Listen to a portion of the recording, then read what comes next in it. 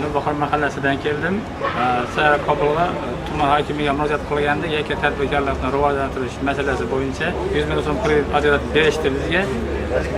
Hokimimizga, tuman hokimina loyiha qadrlanan minnatdorchiligimni bildiraman.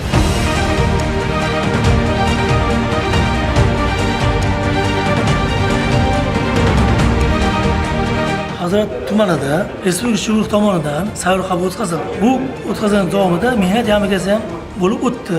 Fuqarolarning murojaat tomonidan hokim yordamchisi tomonidan belgilangan tartibdagi mini kultivator, mototsikl berildi. Bundan maqsad shu tadbirkorlikni rivojlantirish va o'zini oilasiga ro'zg'orini tebratish, undan daromadini motokultivatordan xizmatini rivojlantirish yo'lga qo'yilgan maqsadda berildi.